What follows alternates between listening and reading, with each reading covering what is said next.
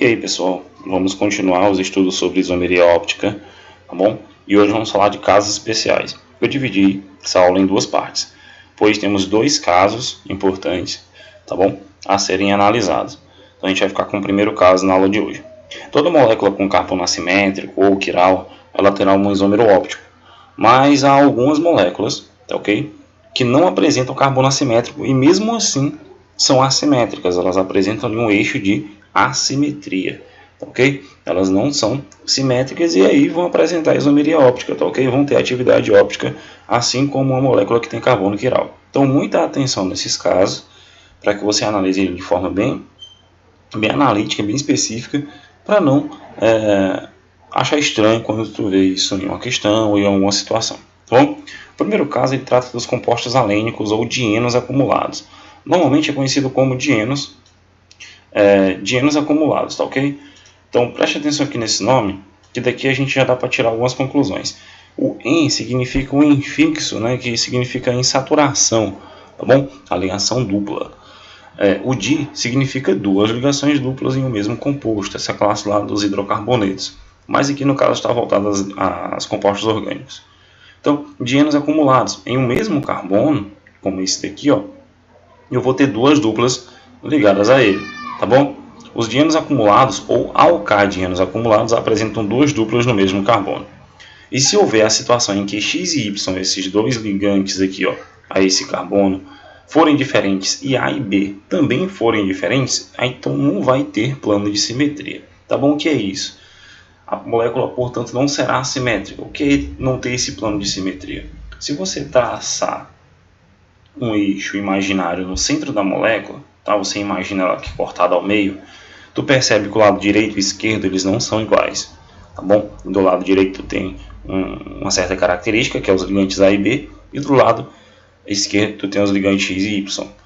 Não são iguais, a molécula não apresenta simetria porque seus lados são diferentes, tá bom? Quando você traça um eixo aqui de simetria. Então, observação, se X e Y estiverem no plano do papel, se tu estiver vendo ele nesse plano aqui, A e B estarão perpendiculares ao plano do papel.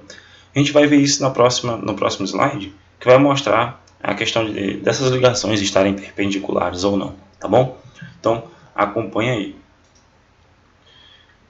Naquele caso lá, tá ok? Se tu tiver aquela situação, você vai ter isômeros ópticos. O que foi que a gente fez aqui? A gente pegou aquela mesma molécula, tá bom? Preste atenção nela aqui, ó. Tu tem aqui os carbonos. Ele colocou dois aqui, mas no caso só é um, tá bom? Tu tem uma insaturação aqui e uma insaturação aqui, tá ok? Aí ele colocou um espelho plano e refletiu lá, ó, a imagem dele. Então aqui tu tem a molécula objeto e aqui tu tem a molécula imagem, a imagem sendo formada. Tu tem ele, em vez de colocar X, Y, A e B, a gente pôs aqui R1, R2, R3 e R4. Então eu vou dar uma circulada. O R1 eu vou cobrir aqui de vermelho, tá? O R2 eu vou cobrir aqui de azul para a gente visualizar direitinho. O R3 eu vou cobrir de amarelo. E o R4 eu vou cobrir de preto. Então esses são os ligantes. É como se fosse lá o X, o Y, o A e o B. E aqui nós temos o dieno acumulado, tá bom? Esse plano aqui, ó, tá é como se ele estivesse na horizontal e esse outro na vertical. Isso significa que um está perpendicular à outra, tá bom? Essas ligações π aí tá num plano e a outra ligação π tá no outro plano. Então se tu botar isso na frente de um espelho, tu vai perceber o quê? Que a imagem que vai se refletir lá é totalmente, tá? Não sobreponível. Vamos prestar atenção nisso, ó.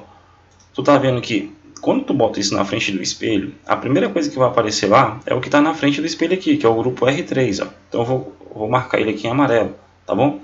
Aqui embaixo vai aparecer o grupo R4, que a gente marcou de preto, bem na imagem do espelho mesmo. Imagine que foi um espelho mesmo, na verdade. Esse grupo que está aqui, o R1 e R2, que estão aqui atrás da imagem, do objeto, eles vão aparecer lá atrás da imagem, lá no fundo do espelho, tá bom? Então você marca aqui, ó, para você visualizar direitinho.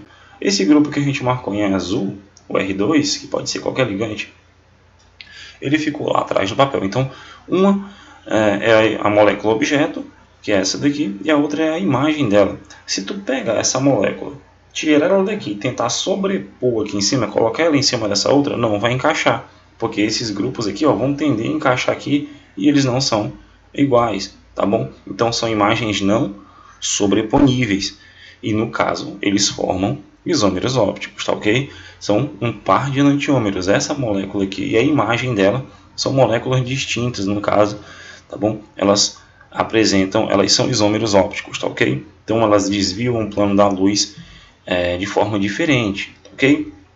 Aqui ele colocou, né, a ligação π, a primeira ligação π, depois a segunda ligação π e colocou o plano delas aqui também, ó, na imagem, ok? No livro de vocês tem aí tratando sobre isômero destrógeno, isômero levógeno e mistura racêmica. Esses são termos característicos da atividade óptica, tá bom? Isômero destrógeno é porque ele desvia a luz para uma certa direção e o levógeno para outra, mas são casos que a gente vai ver mais na frente, de forma mais específica. E mistura racêmica é a parte da concentração em mols que é igual dos dois isômeros em solução, mas também são temas que não vêm aqui ao caso agora. A gente está estudando apenas o caso dos dienos acumulados, tá bom? Então, quando tu vê, tá, essas situações acontecendo, vai apresentar sim isomeria óptica, tá certo? Dienos acumulados. Quando tu perceber que tu tem duplas ali ligadas ao mesmo carbono e esses grupos forem diferentes dos ligantes, eles vão ter uma imagem especular não sobreponível e vão apresentar aí a isomeria óptica, tá ok? Então esse é o primeiro caso, a gente fica por aqui e na próxima aula a gente vai falar das moléculas cíclicas que apresentam isomeria cis-trans, tá bom? Então, até mais, até a próxima.